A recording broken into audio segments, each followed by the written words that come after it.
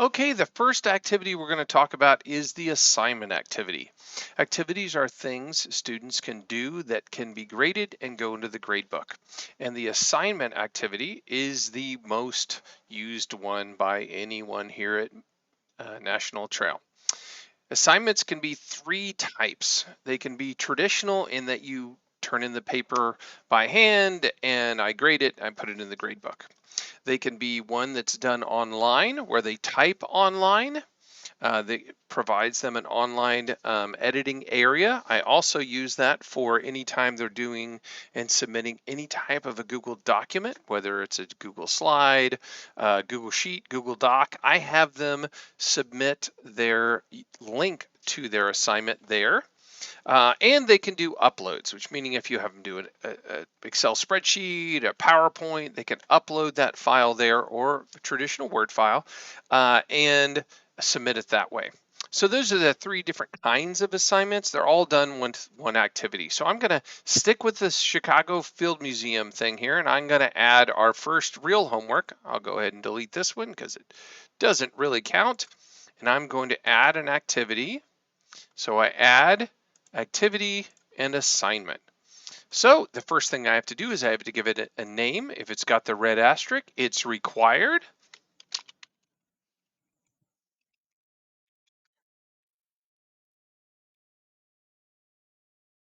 Oh, see if I can type. Never took a typing course. Can you tell? Under description, that's where you're going to put really the homework. That's what it is. And I've got it already copied out here into a Word file on the other screen. I'm going to go ahead and copy that assignment that I found on the Chicago Field Museum site, and I'm going to paste it right in there. All the instructions are right here in this activity. So then I'm going to go down and continue down. If there's any files that go along with it, I can put those there. For instance, this actual PDF file that came with it from the Chicago Field Museum, I could have that on there so they can print that out if they wanted to see that whole thing too. So you saw me do that. I just dragged it right on there and let go. The next thing down here is availability.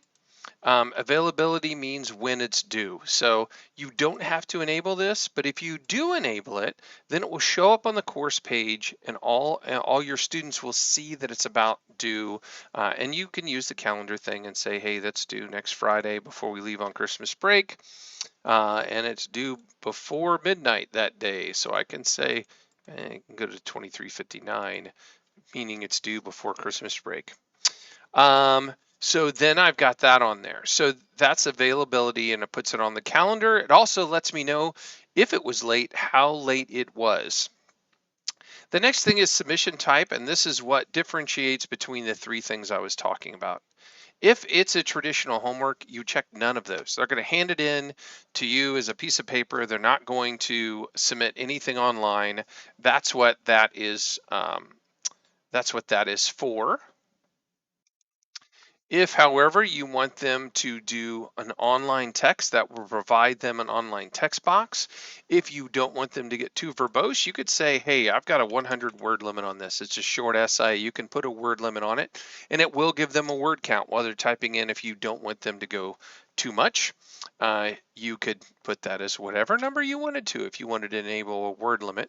And like I said previously, if I do a Google Doc assignment, I use the online text box and say, you need to share it with me and put the share link here. If you've got 100 students, you don't want to be finding their assignments. You want them to put it in Moodle so you can just click on it and open it up. And file submission means they can now upload files. It defaults to 20 files. You can set how many files they can upload in there and how big the files can be that are in there as well.